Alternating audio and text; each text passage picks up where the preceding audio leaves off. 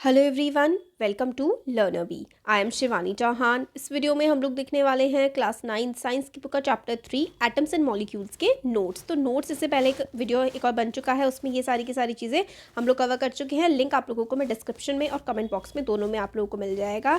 और फिर मैं इनकी कंबाइन करके एक वीडियो बना दूँगी। थोड़ी देर पहले एक वीडियो बन गई थी, उसमें एक प्रॉब्लम आ गई थी, इसलिए दोबारा से बना रही हूँ आयंस पे। इससे पहले की कल अपलोड हो चुकी है। आयंस क्या होते हैं?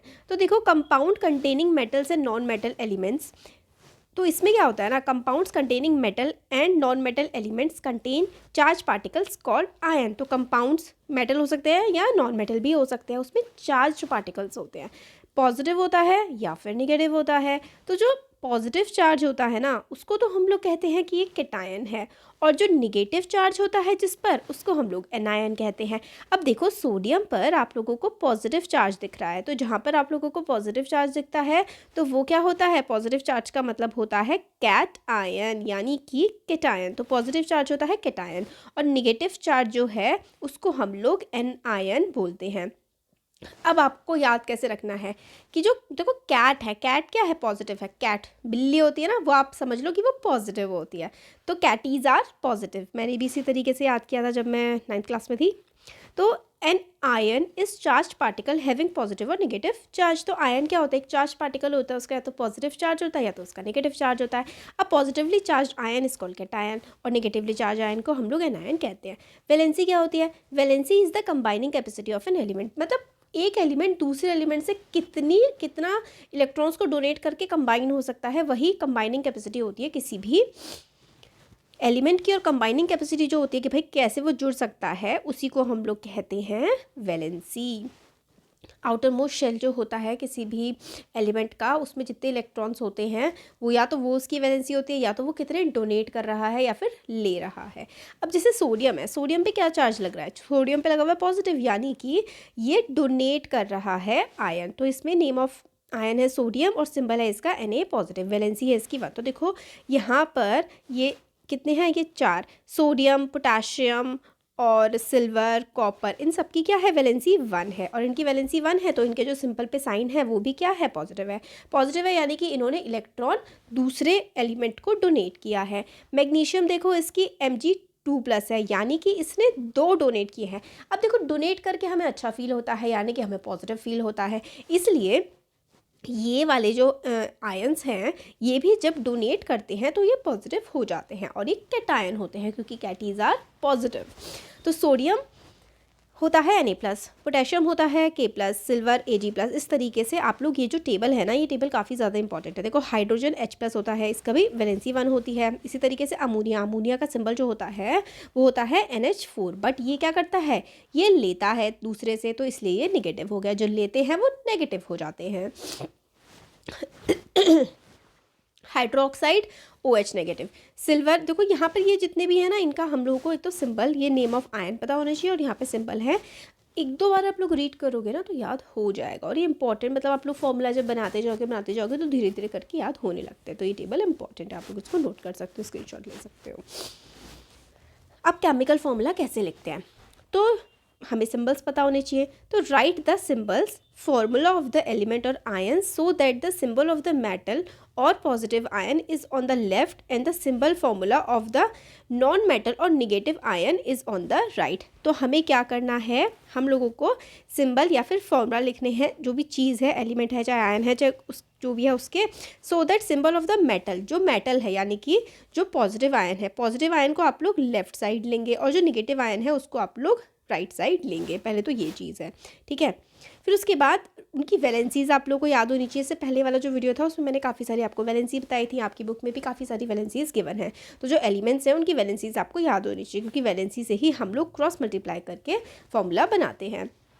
अब cross the over the valencies of the combining ion, polyatomic ion should be enclosed into bracket before writing the formula. Polyatomic मतलब जिसमें ज़्यादा आयंस होते हैं, मतलब 2 से ज़्यादा, 1 से ज़्यादा। देखो, 1 को हम लोग क्या कहते हैं? मोनो एटॉमिक, 2 को कहते हैं डाई एटॉमिक, और 3 को कहते हैं 3 या उससे ज़्यादा पॉली एटॉमिक। यहाँ पर देखो हम लोगों ने ये देखा था।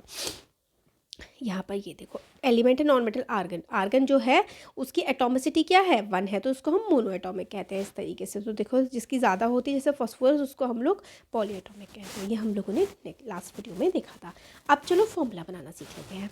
यहाँ पर हम लोगों को यहाँ पर देखो हाइड्रोजन क्लोराइड, हाइड्रोजन यानी कि H, क्लोराइड यानी कि Cl। अब HCl है, इसका फॉर्मूला कैसे बनेगा? हमें पता है कि हाइड्रोजन की वैलेंसी होती है 1, तो हाइड्रोजन के नीचे 1 लिख दो। क्लोरीन की क्या होती है वैलेंसी? 1 होती है। क्लोरीन की भी वैलेंसी मतलब आउटर मोस्ट शेल में कितने इलेक्ट्रॉन्स हैं। यहाँ पर देखो ये वैलेंसी सारी यहाँ पर गिवन है। देखो क्लोरीन की वैलेंसी क्या है, यहाँ पे दिख रहा है क्लोरीन की वैलेंसी, ये देखो 1 है। और हाइड्रोजन की वैलेंसी देखो यहाँ पर 1 है। तो इस तरीके से आप लोग वैलेंसीज आपको टेबल से याद कर लेनी है, क्योंकि वैलेंसी से ही फॉर्मूलाज बनते हैं। तो देखो हाइड्रोजन की जो वैलेंसी है 1 है, क्लोरीन की वैलेंसी भी 1 है, तो H यहाँ पर लिखोगे, Cl यहाँ पर लिखोगे। वैलेंसी हाइड्रोजन की 1, क्लोरीन की भी 1। अब इसके क्या करोगे, इसकी कर दोगे क्रॉस मल्टीप्लाई। तो क्रॉस मल्टीप्लाई कर दोगे तो आ जाएगा हमारे पास HCl। क्या आ गया, हमारे पास आ गया HCl। अब formula for the magnesium chloride. Magnesium chloride का फॉर्मूला देखो, चलो पहले ये देख लेते हैं। Formula for hydrogen sulphide. अब हाइड्रोजन H होता है और सल्फाइड S होता है। हाइड्रोजन की वैलेंसी तो हमें पता है कि 1 होती है। अब देखो सल्फाइड की वैलेंसी क्या होती है, 2 होती है। देखो यहाँ पर, ठीक है, वैलेंसी 2 है। अब 2 है तो यहाँ पर 2 लिख दो। तो फिर उसके बाद हम क्रॉस मल्टीप्लाई करते हैं, तो ये हो जाएगा फॉर्मूला हाइड्रोजन सल्फाइड का H2S। क्या हो जाएगा हाइड्रोजन सल्फाइड का formula, it will be H2S। ठीक है, H2S हो जाएगा। इसी तरीके से हम लोगों को वैलेंसी अगर पता है और हमें सिंबल पता है तो हम लोग ईजिली निकाल सकते हैं फॉर्मूला। मैग्नीशियम क्लोराइड, मैग्नीशियम होता है Mg, क्लोराइड होता है Cl। तो फिर हम लोग क्या करेंगे, क्रॉस मल्टीप्लाई कर देंगे। इस तरीके से हम लोग क्रॉस मल्टीप्लाई कर देंगे। मैग्नीशियम की वैलेंसी होती है 2, क्लोरीन की वैलेंसी होती है 1, क्रॉस मल्टीप्लाई कर देंगे तो फॉर्मूला बनेगा MgCl2। कैसे, देखो Mg यहाँ पर था Cl की 1 होती है वैलेंसी, Mg की 2, तो क्रॉस मल्टीप्लाई तो Mg के साथ लग जाएगा 1 और Cl के साथ लग जाएगा 2, यानी कि MgCl2। 1 को तो हम लोग अलग से लिखते नहीं हैं। अब इसी तरीके से यहाँ पर देखो कार्बन टेट्राक्लोराइड। कार्बन टेट्राक्लोराइड का हम लोग कैसे देखो हमने कितने सारे मतलब लगभग 10 आप लोगों को दे रखे हैं।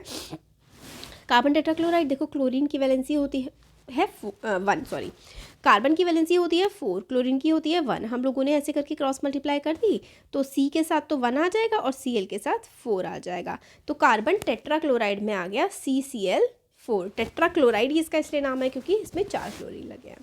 अब देखो फॉर्मूला आता है कैल्शियम ऑक्साइड का। तो देखो कैल्शियम ऑक्साइड का फॉर्मूला, कैल्शियम यानी कि Ca, ऑक्साइड यानी कि O। कैल्शियम की वैलेंसी 2 और ऑक्सीजन की वैलेंसी 2, क्रॉस मल्टीप्लाई करा तो ये हो गया Ca2O2। अब क्योंकि दोनों में 2 था तो दोनों में से 2 आप लोग कैंसिल भी कर सकते हो, इसलिए इसका जो फॉर्मूला बन जाएगा वो हमारे पास बन जाएगा CaO। कैल्शियम ऑक्साइड का फॉर्मूला होता है CaO। यहाँ पे देखो एल्यूमिनियम ऑक्साइड, Al की वैलेंसी 3, ऑक्सीजन की 2, क्रॉस मल्टीप्लाई कर दिया तो हमारे पास Al के साथ 2 लग गया और O के साथ 3 लग गया, यानी कि Al2O3 ये बन गया। अब 7th वाला देखो सोडियम नाइट्राइट। तो Na सोडियम के लिए, नाइट्राइट के लिए NO3। तो इसकी वैलेंसी क्या है, सोडियम की 1, NO3 की वैलेंसी है 1। फिर इसके बाद क्रॉस मल्टीप्लाई तो NaNO3 हमारे पास आ जाएगा। कैल्शियम हाइड्रोक्साइड की, कैल्शियम की वैलेंसी 2 और हाइड्रोक्साइड OH की 1, तो क्रॉस मल्टीप्लाई करा तो CaOH का होल ट्वाइस। अब आपने सोचा होगा होल ट्वाइस ऐसे करके क्यों लिखा, क्योंकि Ca के साथ आप ऐसे 2 नहीं लगा सकते ना, क्योंकि ये 2 बन गया है कैल्शियम Ca, इसलिए हम लोग ब्रैकेट लगा करके इसको लगाते हैं। तो CaOH का होल ट्वाइस। ऐसे ही देखो सोडियम कार्बोनेट का हम लोगों ने करा तो Na2CO3 आ गया। Na की वैलेंसी 1, कार्बोनेट की CO3 की 2 और फिर उसके बाद हमारा Na के साथ लग गया, Na2 हो गया और CO3 इस तरीके से। अमोनियम सल्फेट, अमोनियम यानी कि NH4, sulphate SO4, cross multiply करा तो NH4 का होल ट्वाइस। होल ट्वाइस क्यों, क्योंकि ये देखो ये बड़ा है NH4 और दोनों के साथ लगाना है, इसलिए ऐसे करके लगा देते हैं। और SO4 तो 1 ही था तो SO4, तो NH4 का होल ट्वाइस और SO4 अमोनियम सल्फेट का ये हमारे पास फॉर्मूला आ गया। ये हम लोगों ने सीख लिया किस तरीके से फॉर्मूला बनते हैं। अब मॉलिक्यूलर मास निकालना सीख लेते हैं। मॉलिक्यूलर मास या फिर हम इसको फॉर्मूला यूनिट कहते हैं। तो molecular mass of a substance is the sum of the atomic masses of all the atoms in a molecule of the substance. मतलब मॉलिक्यूलर मास क्या होता है किसी भी सब्सटेंस का, जो एटॉमिक मासेस होते हैं ना, molecular mass of a substance is sum of atomic masses of all the atoms in a molecule of the substance. मतलब जैसे कि मॉलिक्यूल है H2O, इसके जितने भी सब्सटेंस है, जैसे कि हाइड्रोजन है, हाइड्रोजन का एटॉमिक नंबर क्या हो गया, हाइड्रोजन का एटॉमिक मास क्या हो गया, हाइड्रोजन का एटॉमिक मास हो गया 1 यूनिट। ऑक्सीजन का एटॉमिक मास क्या हो गया, ऑक्सीजन का एटॉमिक मास, देखो हाइड्रोजन का एटॉमिक मास 1 यूनिट, ऑक्सीजन का एटॉमिक मास 16 यूनिट। और फिर उसके बाद H2O, वाटर का कैसे निकालेंगे, तो H क्या हो गया 1 है, H का तो 1 है, तो H की जगह आप लोग क्या रख दोगे, H की जगह रख दोगे 1, राइट, H की जगह 1 रख दोगे, और नीचे 2 लगा हुआ है तो 1 × 2, और ऑक्सीजन की एटॉमिक मास क्या है 16, तो 1 + 1 × 2 2 और +16, यानी कि यहाँ पर हमारे पास आ गया 18U। तो H2O, वाटर क्या हो गया, वाटर होता है H2O यानी कि 18U। मॉलिक्यूलर मास हो गया वाटर का 18U। मतलब क्या है इसमें कि दोनों के दोनों H2O है, तो हाइड्रोजन का जो हमारा एटॉमिक मास है वो हम लिख देंगे, ऑक्सीजन का लिख देंगे और इनको ऐड कर देंगे। अब देखो इसी तरीके से नाइट्रिक एसिड का फॉर्मूला होता है NHO3। तो हाइड्रोजन का एटॉमिक मास 1, नाइट्रोजन का एटॉमिक मास 14, ऑक्सीजन का एटॉमिक मास 16 आप लोग को याद करने हैं। तो हाइड्रोजन 1 है तो फिर उसके बाद प्लस लगा दो, नाइट्रोजन 14 है तो प्लस लगा दो, ऑक्सीजन 16 है और नीचे 3 है तो 16 की मल्टीप्लाई 3 से भी तो होगी, तो 14 + 1 15 हो गया, और 16 3 होता है 48, और 15 + 48 हमारे पास आ गया 63U। ये यूनिट के लिए हमारे पास है। तो इस तरीके से हम लोग जितने भी इसमें एटम्स है ना, सबका हम लोग एटॉमिक मास लिख करके ऐड करते हैं तो हमारे पास मॉलिक्यूलर मास आ जाता है। अब देखते हैं कि मोल कॉन्सेप्ट क्या होता है। बस हमारा होने वाला है अब पूरे चैप्टर का इन्फॉर्मेशन कंप्लीट। तो मोल कॉन्सेप्ट होता है a mole of a substance is that amount of substance which contain the same number of particles, atoms, molecules और ions that are present in 12 gram of carbon 12। बहुत बड़ी सी definition है, इसको तोड़ करके समझते हैं। देखिए कोई भी चीज़ आप लोगों को अगर समझना आए तो उसको हमेशा try to break it in as many parts as possible. आप अपनी प्रॉब्लम को जितना छोटा करके देखेंगे ना, उतना ही उसको करना आसान हो जाएगा सॉल्व। तो आप इसको क्या करें, छोटी छोटी डेफिनेशन में तोड़ दें। जैसे अब mole of a substance is that, mole क्या होता है, मोल किसी भी सब्सटेंस का क्या होता है, इज दैट। देखो मोल of a substance is that, ठीक है, इतना मोल क्या होता है किसी सब्सटेंस का, ये बोला है। Is the amount of substance which contains same number of particles. Particles के बारे में आप क्या जानते हैं, पार्टिकल्स होता है जैसे कि एटम, मॉलिक्यूल और आयन। इसको हम लोग कहते हैं कि किसी भी सब्सटेंस के पार्टिकल क्या होते हैं, किसी भी सब्सटेंस के अंदर जो चीज़ होती है पार्टिकल होते हैं, एटम, मॉलिक्यूल या फिर आयन होते हैं। तो mole of a substance is that amount of the substance which contain same number of particles that are present in 12 gram of carbon 12। तो कार्बन 12 का जो 12 ग्राम में, मतलब कार्बन 12 एक सब्सटेंस है, ठीक है, उसके 12 ग्राम में जितने भी एटम्स, मॉलिक्यूल और आयंस होंगे उसका कंपैरिजन हम लोग उस सब्सटेंस से करेंगे जो हमें चाहिए होगा। और उसके कार्बन 12 के कंपैरिजन में हमारे इस सब्सटेंस, सपोज करो हमें सब्सटेंस ए का मोल निकालना है, तो मोल ए मतलब इस ए सब्सटेंस के मोल हम लोग कंपेयर करेंगे कार्बन 12 में जो पार्टिकल्स हैं, एटम्स है, मॉलिक्यूल्स है या फिर आयंस है, उससे हम लोग कंपेयर करेंगे, ठीक है। तो number of particles atoms present in carbon 12 of carbon इस, तो इसका जो फॉर्मूला है ना कि नंबर ऑफ पार्टिकल्स कितने होते हैं कार्बन 12 के 12 ग्राम में। कार्बन 12 एक सब्सटेंस है, एक सब्सटेंस का नाम है। उस कार्बन 12 जो एक सब्सटेंस है उसका कोई 12 ग्राम में कितने पार्टिकल होते हैं, वो होते हैं 6.022 × 10⁻23। तो कार्बन 12 के 12 ग्राम में कितने पार्टिकल्स होते हैं, कितने एटम होते हैं, कार्बन 12 के 12 ग्राम में कितने पार्टिकल्स होते हैं, वो होते हैं 6.022 × 10⁻23। ये चीज़ हम लोग को याद रखनी है। इस नंबर को हम लोग कहते हैं एवोगाद्रो नंबर या फिर एवोगाद्रो कॉन्स्टेंट। मोल रिप्रेजेंट 2 थिंग्स। तो जो देखो मोल है ना, वो बेसिकली 2 चीज़ों को रिप्रेजेंट करता है। It represent definite number of particle, क्योंकि हम लोग को पता लग जाता है कि कितने पार्टिकल हैं अगर हम लोग कंपेयर करें 6.022 टू 10⁻23 से कंपेयर करें तो हमें किसी और सब्सटेंस जैसे कि सब्सटेंस ए में कितने पार्टिकल्स हैं 6.022 इंटू 10⁻23 के कंपैरिजन में, मतलब हम लोग कंपेयर करते हैं कोई भी पार्टिकल जो हमें निकालना है। सपोज करो कि हम लोगों को कोई एक डी पार्टिकल निकालना है, उस डी पार्टिकल को हम लोग कंपेयर करेंगे कार्बन 12 के 12 ग्राम से। मतलब कार्बन 12 एक सब्सटेंस है, उसका जो 12 ग्राम है उसकी वैल्यू है 6.022 इंटू 10⁻23 उसके पार्टिकल की। तो कोई और पार्टिकल हमें निकालना है, उसको हमें इस चीज़ से कंपेयर करना होता है। ठीक है, और क्या रिप्रेजेंट करता है mole concept? It represent definite mass of a substance equal to the gram atomic mass of the element or the gram molecular mass of the compound। तो ये क्या बताता है कि कोई भी सब्सटेंस का ग्राम एटॉमिक मास क्या होगा। तो हमें मोल कॉन्सेप्ट से ये भी पता लगता है कि भाई इसका ग्राम एटॉमिक मास क्या होगा। ग्राम एटॉमिक मास क्या होता है किसी भी एलिमेंट का? Is the atomic mass expressed in gram. Gram atomic mass क्या होता है? जो हम लोग इससे पहले हम लोगों ने क्या देखा था? हम लोगों ने यू में देखा था। अब ग्राम एटॉमिक मास को हम लोग यू की जगह ग्राम में रिप्रेजेंट करते हैं। तो ऑक्सीजन का ग्राम एटॉमिक मास क्या होगा? ऑक्सीजन का जो फॉर्मूला होता है वो होता है O2। इसका मॉलिक्यूलर मास क्या होता है? 16 और इंटू 2 है, तो 16 इंटू 2 यानी कि 32 ग्राम हो गया ऑक्सीजन का ग्राम एटॉमिक मास। ठीक है, ग्राम मॉलिक्यूलर मास क्या होगा? ग्राम मॉलिक्यूलर मास होता है, देखो ये तो एक क्या होता है, एक एटम है O2। अब मॉलिक्यूल होता है जैसे कि H2O, क्योंकि मॉलिक्यूल में दो होते हैं अलग अलग, मतलब एक है तो एक तो अपना एलिमेंट हो गया, ठीक है, एक ही है, बट एक के अलावा जैसे कि NH3, तो इसमें हाइड्रोजन भी है और नाइट्रोजन भी है, इसमें हाइड्रोजन है ऑक्सीजन है, मतलब एक से ज़्यादा यानी कि दो हैं, तो उसको हम कहते हैं कि भाई ये कंपाउंड बन गया है। तो फिर से वही जो हम लोग मॉलिक्यूलर मास निकालते हैं वही ग्राम मॉलिक्यूलर मास है H2O। तो H1 है, 1 की मल्टीप्लाई क्योंकि ये 2 है, 2 से कर देंगे और प्लस 16 कर देंगे, तो यानी कि 18 ग्राम आ जाएगा। अब relationship between number of moles, mass and molecular mass, number of atoms, तो हम लोग का ये वाला फॉर्मूला बन जाता है कि भाई किस तरीके से हम लोग का रिलेशनशिप निकलता है मोल कॉन्सेप्ट का।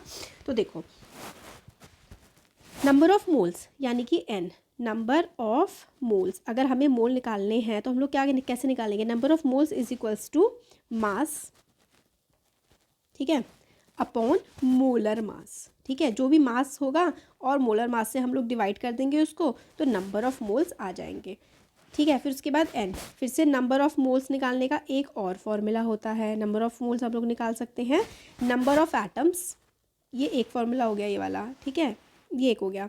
इसके अलावा फिर दूसरा देखो, नंबर ऑफ एटम्स या फिर नंबर ऑफ एटम्स, या फिर अगर हमें मॉलिक्यूल्स पता है तो molecules, number of atoms of और molecules upon Avogadro number N0 यानी कि Avogadro number upon Avogadro number. इस तरीके से भी हम लोग नंबर ऑफ मोल्स निकाल सकते हैं। अगर आप लोगों को ये वाली थ्योरी एक बार को समझ नहीं आई है क्योंकि टफ है, तो आप ये फॉर्मूलाज भी याद करके जा सकते हैं कि भाई आप लोग किस तरीके से मोल निकालेंगे, तो इस तरीके से भी मोल निकाल सकते हैं। एक फॉर्मूला ये हो गया, एक फॉर्मूला ये हो गया, एक फॉर्मूला हमारे पास ये हो गया।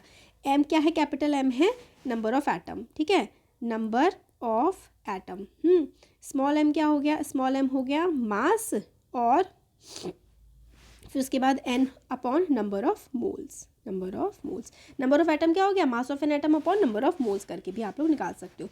तो ये कुछ फॉर्मूलाज हैं मोल के, यहाँ पर देखिए ये वैल्यूज़ हैं और आप लोग पुट करके देखो समझ के निकाल सकते हो। एक ये वाला फॉर्मूला है, एक ये फॉर्मूला है, एक ये फॉर्मूला है और एक ये फॉर्मूला है। ठीक है, तो 1 2 3 4 4 फॉर्मूला है, इनकी हेल्प से आप लोग निकाल सकते हो।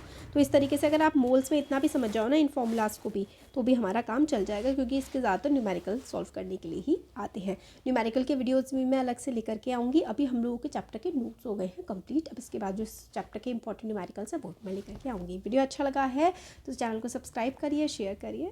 Thank you.